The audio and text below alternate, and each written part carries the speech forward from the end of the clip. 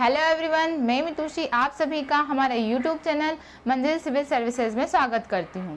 इस प्लेटफॉर्म पर हम आपके लिए लेकर आए हैं Madhya Pradesh state service examination के लिए बेहतर गाइडेंस के साथ क्लासेस, जिसमें हम मेनली एमपीपीएससी को फोकस करेंगे। बहुत सारे स्टूडेंट एमपीपीएससी की प्रिपरेशन करने का सोचते हैं, लेकिन कहीं ना कहीं वो गाइडेंस न मिल पाने की वजह से, तो कहीं कोचिंग की फीस या फिर बाहर रहकर पढ़ना अफोर्ड नहीं कर पाने की वजह से अपनी प्रिपरेशन में कंटिन्यूटी नहीं रख पाते हैं। अगर आप एमपीपीएससी की प्रिपरेशन करने का सोच रहे हैं तो ये कोई टफ टास्क नहीं है। आप किसी भी स्ट्रीम से रहे हैं या आप टॉपर रहे हैं या एवरेज स्टूडेंट रहे हैं, इससे कोई फ़र्क नहीं पड़ता है। बहुत सारे स्टूडेंट अपने मन में डर बैठा लेते हैं कि वो एमपीपीएससी जैसी बड़ी एग्ज़ाम को क्वालिफाई नहीं कर पाएंगे। कहीं ना कहीं ये डर उनके मन में उनकी फैमिली, फ्रेंड्स या सोसाइटी के लोग ही बैठा देते हैं और आप वहीं पर हार मान लेते हैं और डिमोटिवेट हो जाते हैं। तो आपको डिमोटिवेट होने की बिल्कुल भी आवश्यकता नहीं है। अगर आपने सोच लिया है, मन बना लिया है एमपीपीएससी करने का, तो आप अभी से तैयारी में जुट जाइए, क्योंकि आपको दूसरों की बातों पर ध्यान नहीं देना चाहिए। आपको स्वयं पे विश्वास रखना चाहिए और अपनी पढ़ाई को अच्छे से करना चाहिए। आपको एमपीपीएससी की तैयारी के दौरान सिलेबस का अच्छा नॉलेज होना चाहिए और अपनी पढ़ाई में कंटिन्यूटी बनाए रखनी चाहिए और स्मार्ट स्टडी पर फोकस करना चाहिए, जिससे कि आप अपनी स्टडी को बेहतर बना सकते हैं। इसी के साथ हम एमपीपीएससी के एग्ज़ाम पैटर्न को डिस्कस कर लेते हैं। MPPSC means Madhya Pradesh public service commission. यह मुख्यतः स्टेट सर्विस एग्जामिनेशन, राज्य सेवा परीक्षा कंडक्ट करवाता है। प्रतिवर्ष इसकी परीक्षा आयोजित होती है। गत वर्षों में कुछ कोरोना महामारी की वजह से तो कुछ ओबीसी आरक्षण में के फैसले में डिले होने की वजह से इसकी परीक्षा में देरी होती नजर आई है, लेकिन जल्द ही आपको 2021 का नोटिफिकेशन देखने को मिलेगा। एमपीपीएससी मुख्यतः अपनी एग्ज़ाम 3 लेवल में कंडक्ट करवाता है: प्रीलिम्स प्रारंभिक परीक्षा, मेंस लिखित परीक्षा, इंटरव्यू साक्षात्कार।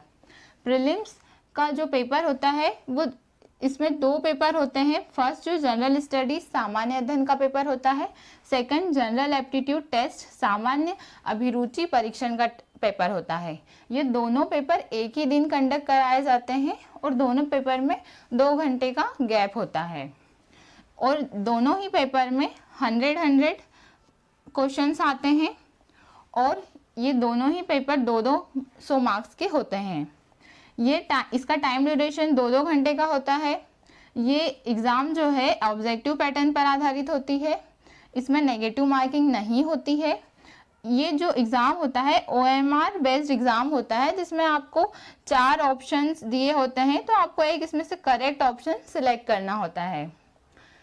जो बच्चे फॉरेस्ट एग्जामिनेशन के लिए अपीयर होते हैं उनका cut off general aptitude test सामान्य अभिरुचि परीक्षण वाले पेपर से निकाला जाता है और जो आपकी एग्जाम का मेन कट ऑफ है वो जनरल स्टडी सामान्य अध्ययन के पेपर से निकाला जाता है।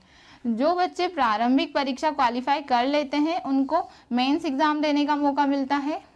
मेंस एग्ज़ाम जो कि डिस्क्रिप्टिव एग्ज़ाम होती है, ये एग्ज़ाम आपको क्वेश्चन आंसर फॉर्मेट में देनी होती है।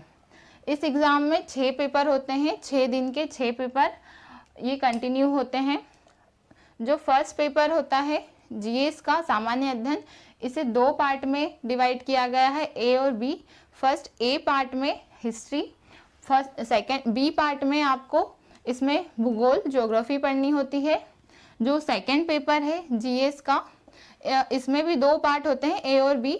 जो पार्ट ए है उसमें आपको पॉलिटी और पार्ट बी में इकोनॉमिक्स और सोशोलॉजी जैसे सब्जेक्ट होते हैं।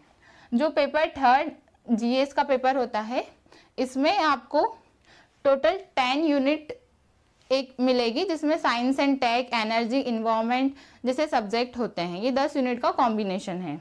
ये तीनों ही पेपर 300 मार्क्स के होते हैं। उसके बाद फोर्थ पेपर होता है इथिक्स नीति शास्त्र का, ये पेपर 200 मार्क्स का होता है। फिफ्थ पेपर हिंदी का, ये भी 200 मार्क्स का होता है। सिक्स्थ पेपर एसी या निबंध का, जो कि 100 मार्क्स का होता है। जो टोटल एग्जामिनेशन आपका होता है ये 1400 मार्क्स का होता है। जो बच्चे मेंस एग्ज़ाम क्वालिफाई कर लेते हैं उन्हें इंटरव्यू देने का मौका मिलता है, साक्षात्कार, और ये टोटल होता है 175 मार्क्स का। और इसी के साथ में आपका जो मेरिट लिस्ट है वो मेंस एग्जामिनेशन और इंटरव्यू को मिलाकर निकाली जाती है और मेरिट लिस्ट के हिसाब से ही आपको पोस्ट मिलती है। एमपीपीएससी के through highest post deputy collector, DSP और अदर पोस्ट जैसे कि नायब तहसीलदार, जनपद पंचायत सीईओ, असिस्टेंट जेलर और एक्साइज इंस्पेक्टर जैसी विभिन्न पोस्ट होती है। सारी पोस्ट की डिटेल आप हमारे कमेंट बॉक्स में से देख सकते हैं। इसी के साथ आपको एमपीपीएससी की अगर आप तैयारी कर रहे हैं तो आपको सिलेबस का अच्छा नॉलेज होना बहुत ज़रूरी होता है, क्योंकि यह एग्ज़ाम अपनी प्रिपरेशन में कंटिन्यूटी चाहता है। अगर आप सिलेबस को बार बार रिवीजन नहीं करेंगे तो आप भूल जाएंगे। आप सोच लें कि मैं एक टॉपिक को 2-3 बुक से पढ़ लेता हूँ और उसके बाद मैं बैठ जाता हूँ और अब तो मैं रिवाइज नहीं करूँगा, अब तो डायरेक्ट मैं एग्ज़ाम ही दूंगा। तो ऐसा बिल्कुल भी पॉसिबल नहीं है। आपको अपने सारे सब्जेक्ट को बार बार रिविज़न करना बहुत ही ज़रूरी होता है, ताकि आप अपने सब्जेक्ट को रिलेट कर पाते हैं कि मैं कौन से टॉपिक को कहाँ से पढ़ रहा हूँ और मैंने कितना टॉपिक ख़त्म कर लिया है। इसलिए आपको सिलेबस जब भी आप पढ़ाई करो तो आप सामने लेके बैठो और कि मैंने कितना सिलेबस कंप्लीट कर लिया है, आपको ये अच्छे से पता चल जाएगा। आने वाले नेक्स्ट वीडियो में सिलेबस डिस्कस करेंगे और जानेंगे कि हमें शुरुआत कैसे, कब और कैसे करनी है। इसी के साथ आप हमारे टेलीग्राम चैनल को भी ज्वाइन कर सकते हैं, जिसकी लिंक हमने डिस्क्रिप्शन में दे रखी है। और आप हमारे आने वाले वीडियोस से अपडेट रहने के लिए हमारे यूट्यूब चैनल को लाइक और सब्सक्राइब कर सकते हैं।